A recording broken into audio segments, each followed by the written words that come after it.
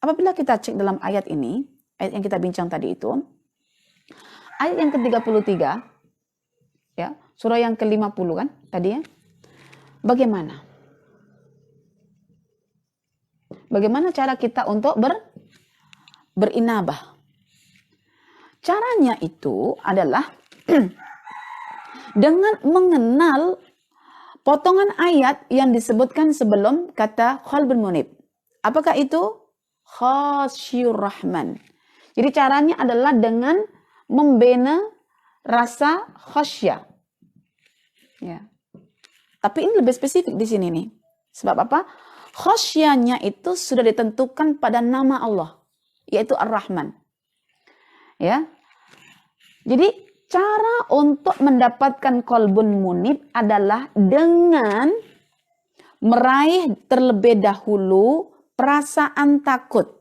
Muncul persoalan kemudian, bagaimana cara nak khasyah itu? Allah bagi clue di situ, yaitu makrifat nama Ar-Rahman, sehingga kita tidak tertipu oleh makna literal. Ar-Rahman itu maha pengasih, sehingga kita berani dengan Ar-Rahman.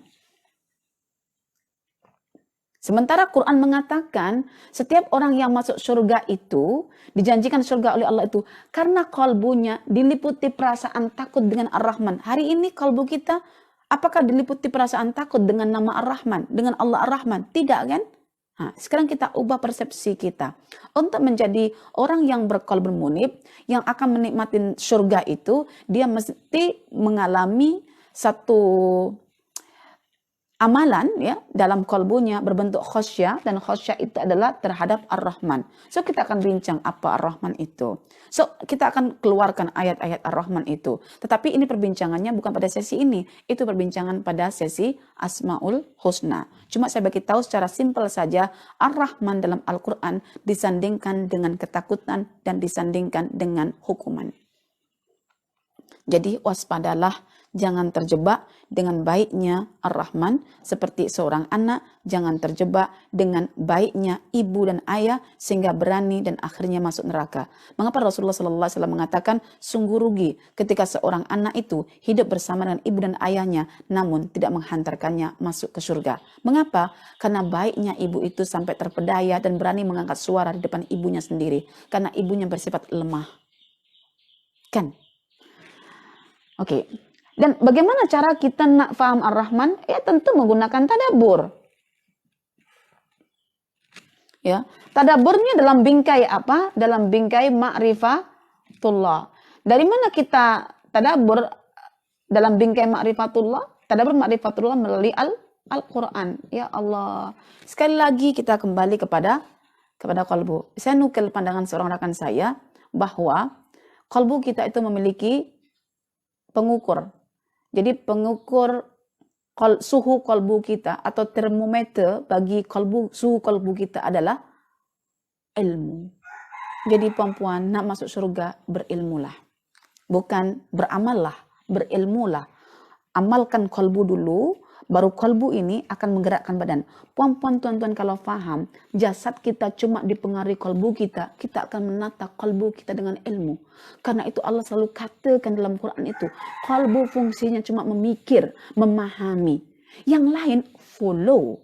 Kalbu yang dipenuhi oleh ilmu membuahkan kata-kata tauhid. Kata-kata tauhid direspon balik oleh kalbu menggerakkan anggota badan kita. So jangan pikir paksakan anggota badan untuk taat, tapi fikirlah apa motor penggerak bagi jasad kita. Itu adalah kalbu. Dan apakah kalbu itu? Sudah kita bincangkan dalam Al-Quran tiga poin ya.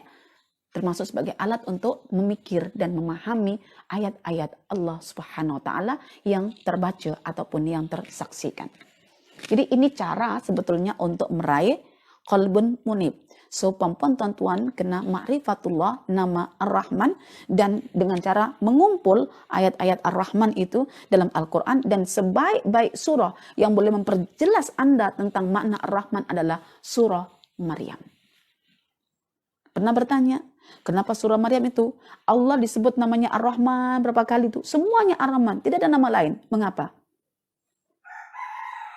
Dia terkait dengan prinsip tauhidullah. Dengan melalui kisah siapa? Kisah Maryam yang memiliki seorang anak yang tidak masuk akal menurut data-data saintifik. Tetapi masuk kalbu melalui data kemurnian iman. Dengan kisahnya Yahya yang juga tidak masuk akal, di mana ayah ibunya sudah tua, sudah mandul, tetap Allah bagi anak. Juga dengan kisah Ibrahim juga yang tak masuk akal, ya. Dah tua begitu, Allah bagi anak namanya Ismail dan Ishak. Wa kullan ja'alna nabiyya. Allahu Akbar. Oke, itu cara lah yang saya nak bagi perempuan tuan-tuan untuk meraih kolbun munib.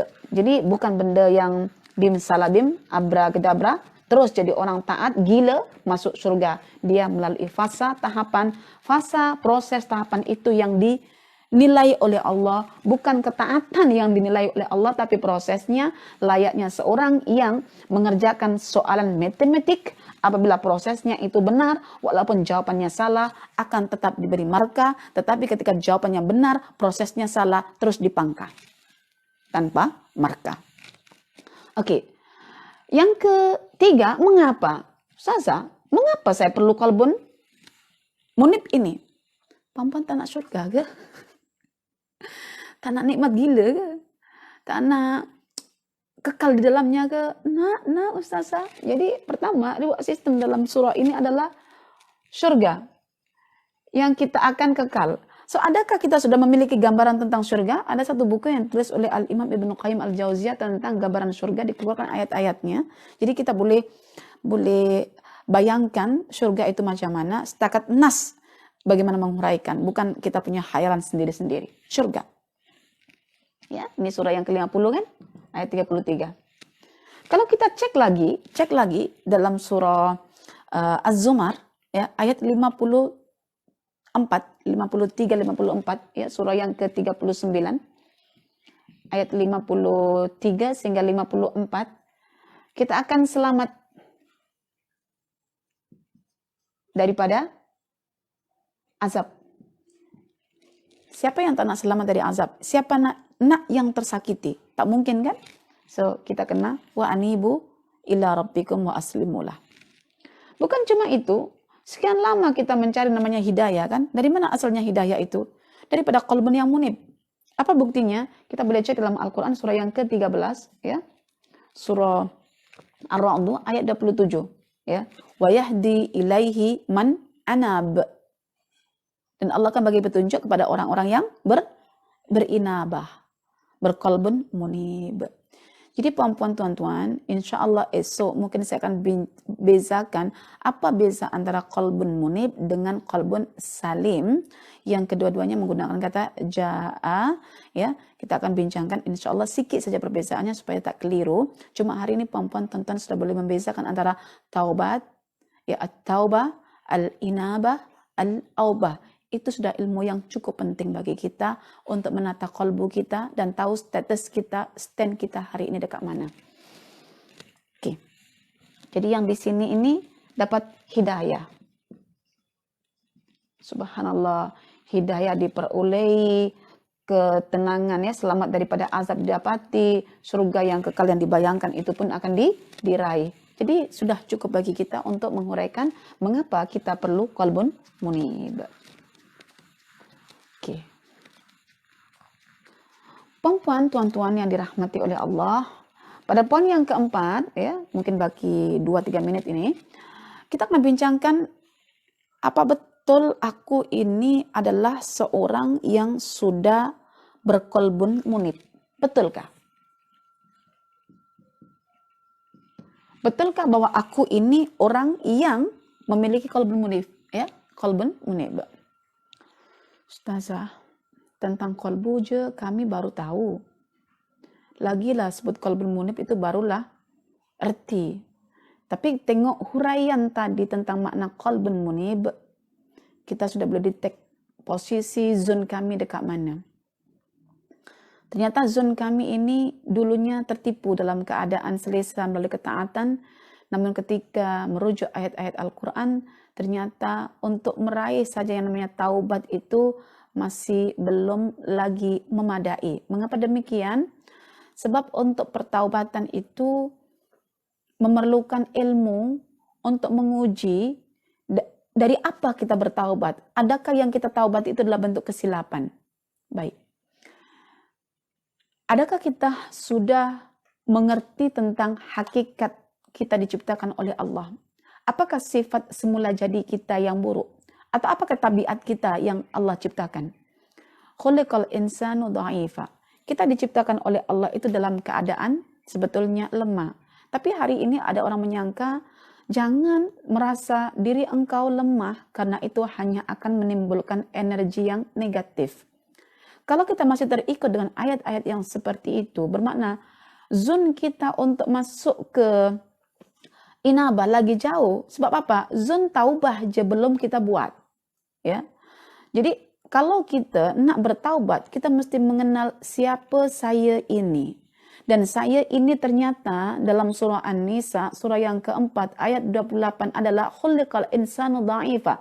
Begitu lemah, tak mampu, ada daya, tak ada upaya untuk berdepan dengan syahwat. Sebelum adanya ilmu mengenal syahwat, ilmu mengenal hawa nafsu, ilmu bersandar pada kuasa Allah, kita akan dibuat lemah sebetulnya oleh Allah di hadapan syahwat itu. Sehingga nama Allah yang paling dekat dengan kita adalah Al-Ghaffar. Ya, Al-Ghaffar. Itu yang sebati dengan urat nadi kita, nama Al-Ghaffar. Karena kerapnya kita melakukan dosa. Tapi siapa yang boleh sedar bahwa kita melakukan dosa? Jangan-jangan setan melakukan tamanni atau tazyin. Engkau tak dosa pun okey je, perkara ini lazim dan biasa je. Sehingga kita pun menangguhkan pertaubatan kita lantaran kita tak sedar bahwa diri kita sudah berada pada zon kesalahan, zon merah. Itu baru pertama kan, tentang taubat sahaja. Oke. Jadi merasakan diri kita lemah, tak berdaya di hadapan syahwat kita, itu namanya kita mengilmui diri kita bahwa kita diciptakan memang oleh Allah, khuliqal insanu dha'ifa. Puan-puan kaji pelbagai literatur tafsir manapun ataupun pandangan ulama manapun, mereka tidak akan menafikan bahwa kita adalah makhluk yang lemah berdepan dengan syahwat. Kalau ada orang yang mengatakan, jangan engkau kata lemah, kantoi, dia silap dalam memahami Al-Quran. Ya, dan kita terjebak kan? So, aura negatif membuat kita akan jadi down, lemah. Kita merasa lemah, ya Allah. Sungguh dengan kelemahan yang aku alami ini, aku bersandar ya Allah kepada kekuasaan, kekuatan dan kesempurnaanmu. Saya perempuan kalau sudah merasa lemah nak mengatur anak saya, nak mengatur diri saya sendiri yang masih terjatuh dalam lingkaran nafsu amarah. Saya kadang-kadang begini, ya Allah engkau tunjukkan kepada saya ya Allah tentang kelemahan ini. Lalu diri ini akan meluahkan, ya, menyandarkan dengan segala kelemahanku ini ya Allah, aku bersandar pada kekuatanmu. Lepas itu jadi kuat.